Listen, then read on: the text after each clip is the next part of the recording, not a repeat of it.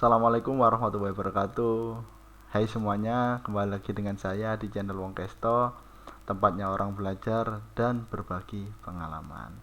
Oke, kali ini kita akan membahas tentang cara menganalisis soal transaksi dana kas kecil metode Impress System. Oke, sebelum kita mulai masuk ke dalam materi, kita bahas sedikit tentang apa sih dana kas kecil itu. Kemudian, apa memang harus perusahaan menggunakan dana kas kecil atau mempunyai dana kas kecil? Oke, kita bahas satu persatu ya. Jadi dana kas kecil adalah dana yang digunakan untuk membiayai operasional perusahaan maupun lainnya yang sifatnya mendadak dan jumlahnya tidak besar atau jumlahnya kecil. Jadi dana kas kecil itu fungsinya itu tadi untuk penggunaan dana yang secara mendadak dan dananya nggak besar tapi kecil. Salah satu contohnya ketika ada rapat mendadak di perusahaan ataupun instansi, situ cukup menggunakan dana kas kecil untuk membeli konsumsi rapat tersebut. Kemudian contoh lagi, ketika kebutuhan untuk fotokopi. Jadi kalau ketika pengen fotokopi perusahaan ataupun instansi, itu juga cukup menggunakan dana kas kecil. Tidak perlu menggunakan dana dari bendara umum. Jadi hanya menggunakan dana kas kecil sudah bisa. Kemudian tadi, apa harus semua perusahaan itu mempunyai dana kas kecil? Ketika kita bicara harus atau tidaknya, ya kembali lagi kita ke perusahaan tersebut. Kesepakatan dari pimpinan seperti apa? Apakah perusahaan tersebut menggunakan dana kas kecil atau tidak? Akan tetapi rata-rata perusahaan atau instansi mempunyai dana kas kecil. Karena apa? Yaitu tadi seperti yang sudah dijelaskan tadi, untuk kepentingannya terkait dana-dana yang mendadak. Jadi ketika ada keperluan mendadak, ya sudah cukup menggunakan dana kas kecil. Jadi perusahaan-perusahaan rata-rata mempunyai dana kas kecil sesuai dengan kesepakatan para pimpinan perusahaan ataupun instansi itu tadi. Oke, jadi seperti itu penjelasan singkat terkait dengan dana kas kecil. Oke, kita langsung masuk ke materi cara menganalisis soal transaksi dana kas kecil. Untuk soal transaksi dana kas kecil ini banyak modelnya. Ada beberapa model yang biasa diberikan oleh guru ataupun penguji untuk mengerjakan dana kas kecil atau soal transaksi dana kas kecil. Di sini kita akan membahas dua model yang sering muncul ataupun sering keluar dalam pembelajaran ataupun dalam ujian-ujian kompetensi. Yang pertama adalah terkait dengan contoh soal transaksinya itu menggunakan hanya sebatas dengan keterangan, dalam artian di situ dijelaskan nanti tanggal berapa, kemudian keperluannya untuk apa, terus nominalnya berapa. Jadi seperti itu. Nanti diruntut mulai tanggal 1 sampai dengan tanggal-tanggal transaksi yang biasanya rata-rata ya tinggal lihat aja transaksinya nanti seperti apa. Bisa sampai 30 hari full atau di hari-hari tertentu. Kemudian model yang kedua itu modelnya seperti nota atau kasbon. Jadi gambar nota ataupun bentuk nota itu nanti disuguhkan untuk kalian sebagai soal. Jadi di situ juga dijelaskan nanti tanggalnya tanggal berapa, nominalnya berapa, kemudian keperluannya untuk apa, nanti juga dijelaskan, tapi bentuknya dengan model nota atau kasbon. Jadi seperti itu. Jadi dua model itu yang kita bahas terkait dengan cara menganalisis soal transaksi dana kas kecil. Oke, langsung saja kita lihat di layar terkait dengan model soal ataupun sekaligus cara menganalisis soal transaksi dana kas kecil. Silakan lihat di layar. Oke, silakan lihat di layar kalian. Di sini ada satu contoh model transaksi ataupun contoh model soal transaksi dana kas kecil. Langsung saja kita bahas. Di sini ada beberapa yang sudah saya tandai. Di situ yang perlu kalian benar-benar pahami.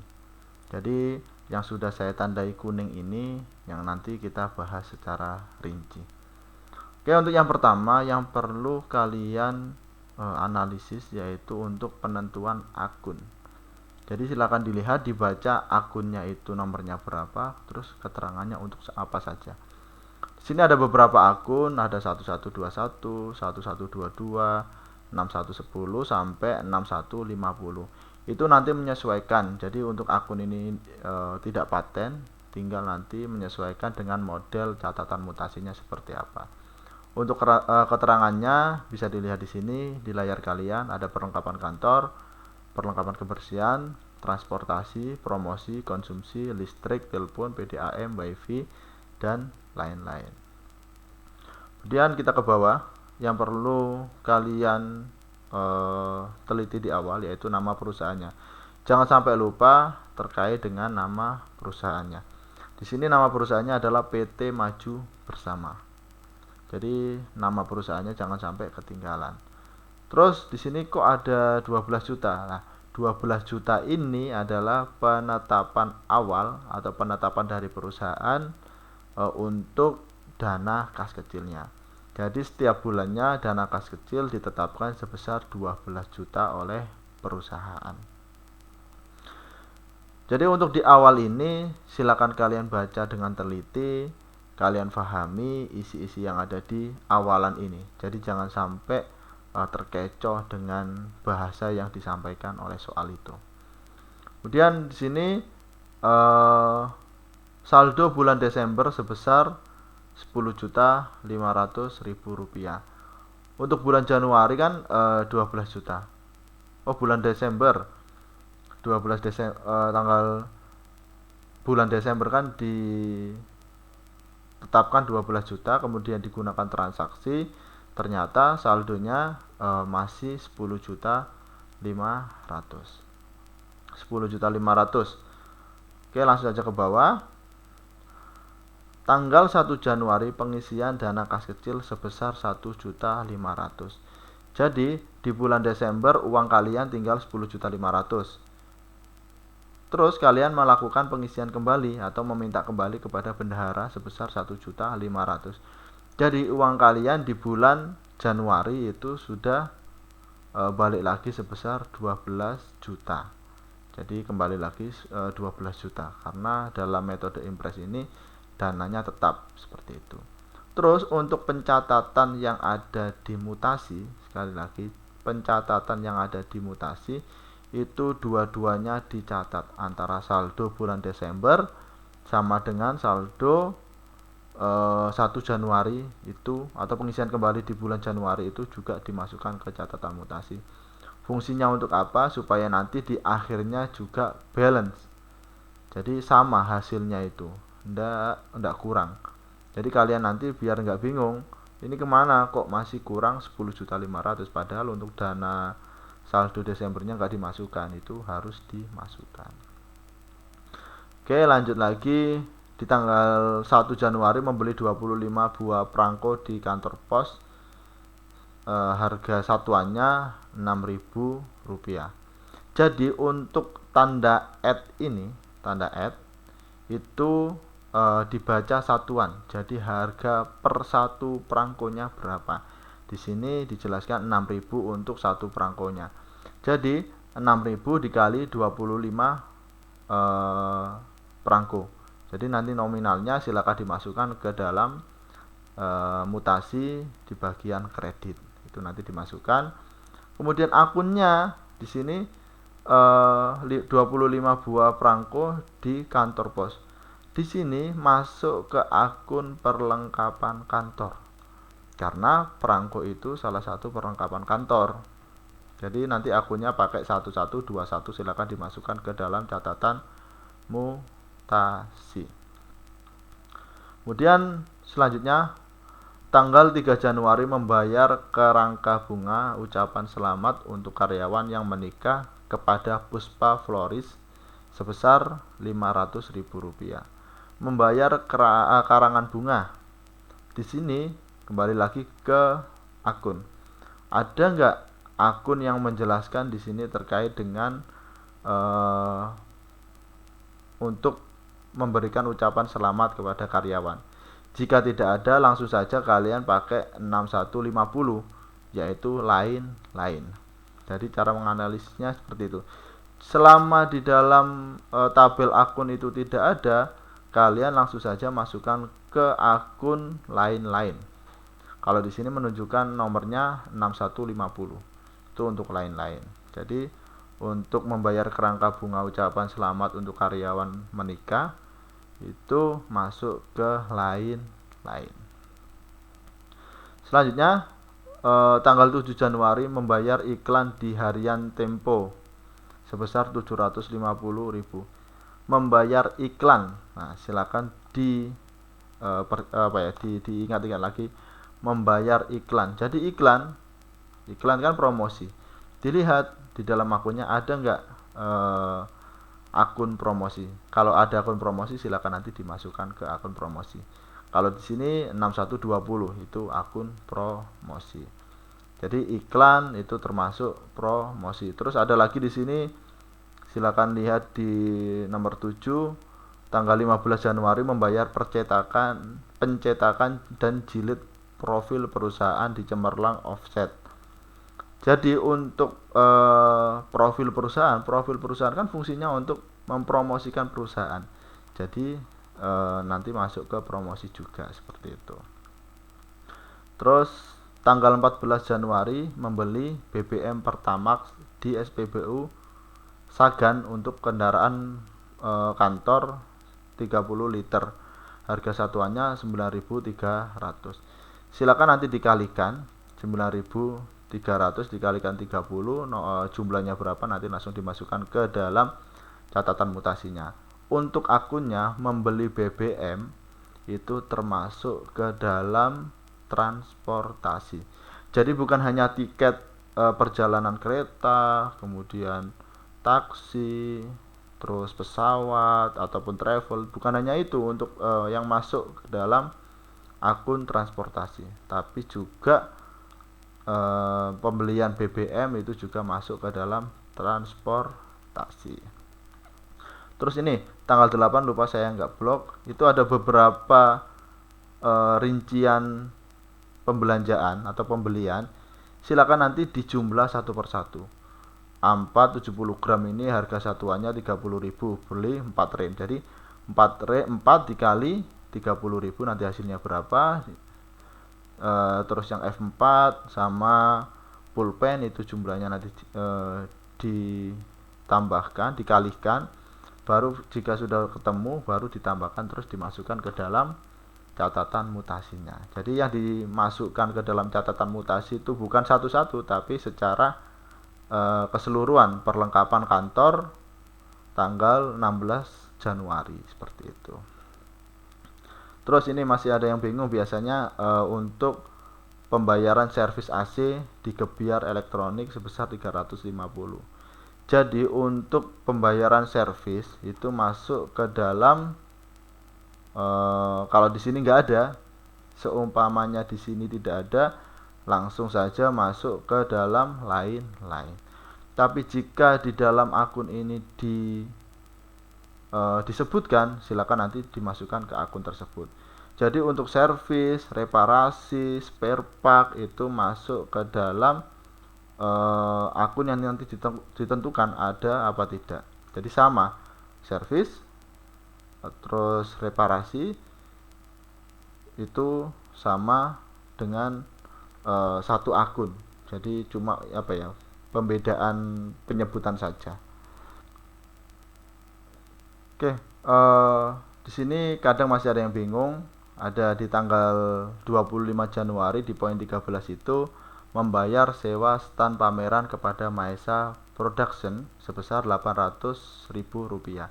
Jadi untuk membayar sewa stand pameran ini yang perlu ditekankan adalah kata stand pameran. ketika kita bicara pameran, otomatis kita promosi. Jadi kita mempromosikan perusahaan kita mempromosikan instansi kita, atau mempromosikan apapun itu. Jadi masuknya ke akun promosi. Seperti itu, membayar sewa stand pameran. Jadi untuk promosi itu nggak harus iklan penyebutannya dalam transaksi. Sewa stand itu juga termasuk dalam promosi. Terus tadi yang di atas, membayar pencetakan dan jilid profil perusahaan, itu juga masuk ke promosi. Jadi tidak harus seperti yang di tanggal 7 ini tadi, membayar iklan di harian Tempo. Jadi nggak harus menyebutkan iklan, tapi dengan profil perusahaan, stand pameran, itu sudah termasuk dalam akun promosi. Jadi nanti dimasukkan ke akun promosinya, seperti itu. Jadi itu tadi cara menganalisis untuk satu model soal tentang transaksi pengelolaan dana kas kecil. Sekali lagi, silakan nanti diteliti untuk nomor akunnya sama keterangan akun, itu yang perlu benar-benar sampai teliti. Sama saya tekankan kembali di sini, ketika saldo bulan Desember disebutkan, kemudian di bulan selanjutnya pengisian kembalinya itu kekurangannya, jadi dua-duanya harus masuk ke catatan mutasi. Akan tetapi jika saldo bulan Desember ini disebutkan, kemudian di tanggal 1 Januari ini disebutkan langsung 12 juta, otomatis di bulan Desember ini tidak perlu dimasukkan ke catatan mutasi. Cukup memasukkan sebesar nominal 12 juta itu tadi saja. Jadi tidak perlu diulang kembali untuk sisa saldonya itu dimasukkan ke catatan mutasi. Tapi cukup pengisian dana kas kecilnya sebesar 12 juta itu tadi. Jadi seperti itu, harus benar-benar diteliti. Oke, langsung saja kita lanjut ke model soal yang kedua. Jadi untuk model soal kedua, untuk akunnya sama seperti tadi, silakan diteliti ataupun benar-benar diamati untuk mengawali pengerjaan soal transaksi dana kas kecil. Ini akunnya, saya di sini contohnya tetap pakai kepala 6, 6110 sampai 61140. Sekali lagi, untuk akun ini nanti fleksibel. Jadi kembali lagi, akun apa nanti yang dimunculkan oleh guru kalian atau dalam pembelajaran atau ketika uji kompetensi keahlian atau UKK, seperti itu. Sini keterangannya sama seperti yang di awal tadi. Terus silakan dibaca. Jadi semua ini nanti silakan kalian baca dengan cermat, dengan teliti. Per kata nanti kalian baca, kalian pahami, kalian teliti, supaya nanti tidak bingung di pengerjaan transaksinya. Di sini sudah disebutkan Anda sebagai apa, di PT mana, terus alamatnya, pimpinan kalian namanya siapa, terus kalian bertugas mengelola Petty Cashbook Impress System setiap bulannya sebesar 6 juta rupiah. Selama bulan Februari 2024 telah terjadi pengeluaran dana kas kecil seperti di bawah ini. Jadi baru masuk ke dalam transaksinya. Di sini pada tanggal 31 Februari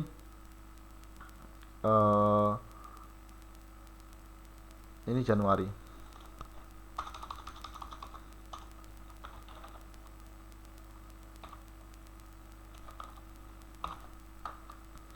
Pada tanggal 31 Januari 2024 saldo kas kecil sebesar Rp175.000. Selama periode 1 sampai 29 Februari terjadi beberapa pengeluaran kas kecil sebagai berikut. Jadi silakan nanti dilihat transaksi-transaksi yang ada di bawahnya. Untuk yang kedua ini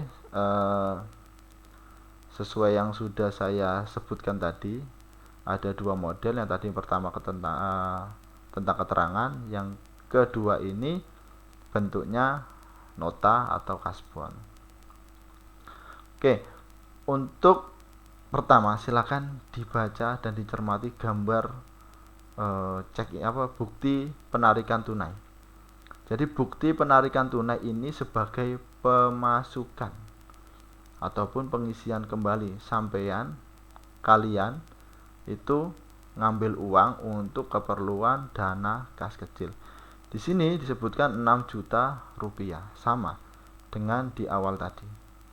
Keterangannya per bulannya sebesar 6 juta rupiah.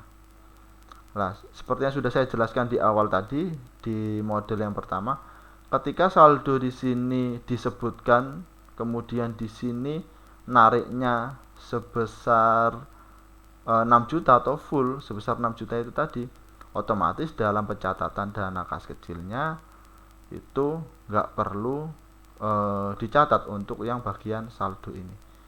Saldo ini tidak perlu dicatat di catatan mutasi, langsung saja masukkan sebesar 6 juta rupiah. Jadi itu untuk pengisian di awal bulan sebesar 6 juta rupiah. Terus kita lanjut yang kedua. Silakan nanti nomornya dilihat. Ini ada nomor di atas. Kemudian telah diterima dari PT Medika Taman. Jadi nota ini bukan nota dari kalian atau perusahaan kalian ke orang lain, tapi nota ini dari orang lain atau dari tiga untuk kalian sebagai pembelian 20 lembar materai, harga satuannya sebesar 10 juta. 10.000 sampai 10 juta. Harga satuannya sebesar 10.000. Terus tanggal transaksinya pada tanggal 16 Februari 2024. Nominalnya otomatis 20 lembar dikali 10.000, totalnya 200.000. Jadi ini nota hasil dari pembelian kalian. Hasil dari pembelian kalian di toko, yaitu di 3.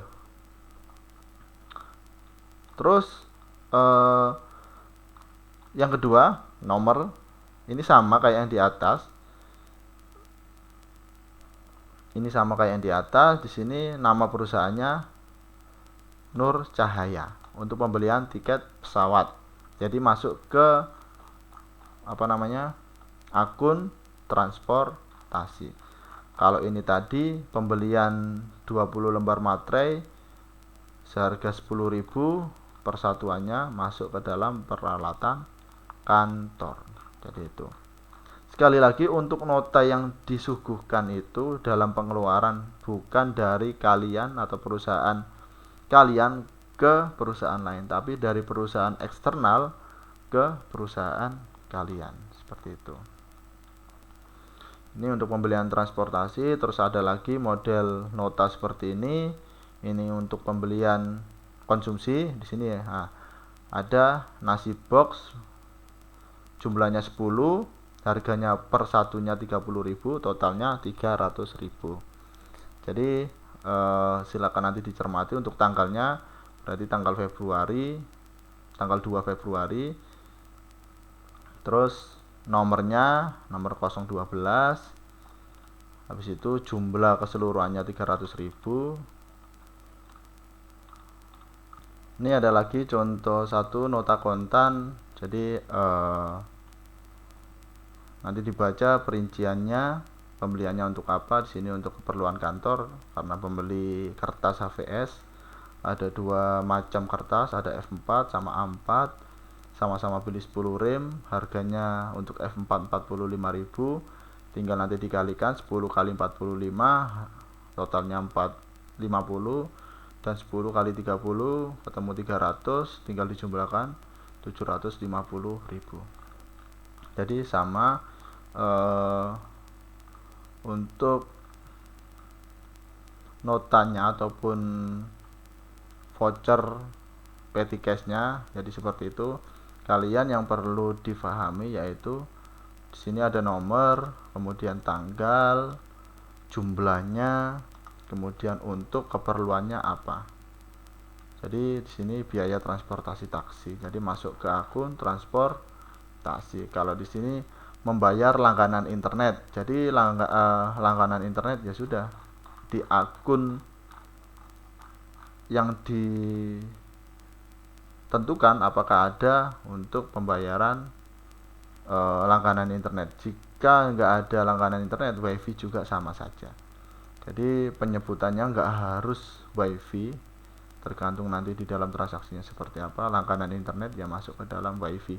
Jadi akunnya pakai 6130 seperti itu. Intinya dalam transaksi bentuk ataupun model nota ataupun dengan keterangan yang di awal tadi itu sama saja. Yang perlu kalian pahami yaitu terkait dengan keperluannya apa, kemudian dari perusahaan mana atau toko mana kalian membeli itu, kemudian tanggalnya, nomornya, jangan sampai lupa seperti itu. Kemudian nanti tinggal disesuaikan sama akunnya. Kalau di situ nanti notanya menjelaskan ataupun memberitahukan kalian membeli tiket pesawat, otomatis masuk ke dalam transportasi. Jika membeli kue ataupun nasi, ya sudah otomatis masuk ke dalam konsumsi. Jadi seperti itu. Jadi pencatatannya tinggal ngikut apa yang ada di transaksi. Yang jelas perlu saya ingatkan kembali, ketika dalam soal saldo disebutkan, saldo bulan sebelumnya disebutkan, kemudian di bulan selanjutnya ataupun di bulan ini itu meminta kekurangan dari saldo terhadap jumlah uang dana kas kecil yang sudah ditetapkan oleh perusahaan, otomatis cara pencatatan dalam mutasinya itu dicatat dua-duanya. Jadi saldonya dimasukkan, terus permintaannya juga dimasukkan. Akan tetapi jika saldo dijelaskan ataupun disebutkan, kemudian untuk permintaannya ataupun penarikannya sebesar uang yang sudah ditetapkan oleh perusahaan, cara pencatatannya tidak perlu memasukkan saldo di bulan sebelumnya. Jadi hanya cukup dana yang sudah ditetapkan oleh perusahaan ataupun penarikan yang sudah dilakukan oleh pemegang dana kas kecil sebesar berapa. Kalau yang tadi contohnya di awal 12 juta, saldonya 10.500.000 di bulan sebelumnya, di bulan ini narik 12 juta, otomatis cara pencatatannya ya langsung saja 12 juta. Akan tetapi jika tadi saldonya disebutkan 10.500.000, kemudian di dalam penarikannya atau pengisian kembalinya 1.500.000, otomatis itu harus dicatat dua-duanya. Jadi seperti itu dua model contoh soal transaksi dana kas kecil. Jadi menganalisisnya kalian harus benar-benar teliti terhadap transaksi-transaksi yang dilakukan oleh perusahaan kalian ataupun dalam soal tersebut. Intinya apa yang ada di transaksi silakan nanti disesuaikan ataupun disamakan dengan yang ada di dalam akun.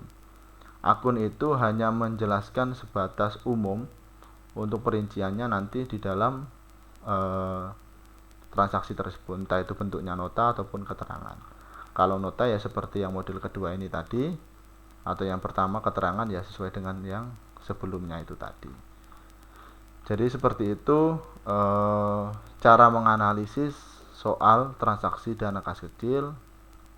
Mungkin itu sudah tidak bingung lagi cara menentukan ini transaksi untuk apa dan masuk ke akun mana, itu nanti kalian supaya tidak bingung lagi. Jadi penjelasannya seperti itu. Jadi enggak selalu apa yang ada di perincian soal itu sama dengan di akun. Cuma kalau itu mepet-mepet seperti tadi stand pameran, Otomatis kalau kita bicara pameran, ya sudah kita bicara promosi, masuknya ke dalam promosi. Kemudian perangko, materai, itu kebutuhan kantor atau perlengkapan kantor, ya sudah masuk ke perlengkapan kantor, bukan masuk ke lain-lain. Kalau ke lain-lain itu selain yang ada ataupun selain yang berhubungan dengan yang ada di akun, itu masuk ke lain-lain. Seperti pembuatan souvenir, kerangka bunga, hadiah, kemudian donasi, itu masuk ke dalam lain-lain. Kalau servis, terus membersihkan AC, pembelian spare part printer, itu nanti masuk ke dalam akun reparasi ataupun servis. Jadi seperti itu. Jadi analisnya di situ, silakan dipelajari lagi. Mungkin cukup sekian dari saya. Terima kasih. Jangan lupa selalu dilihat video-video yang ada. Jangan lupa juga di subscribe. Sekian, terima kasih. Assalamualaikum warahmatullahi wabarakatuh.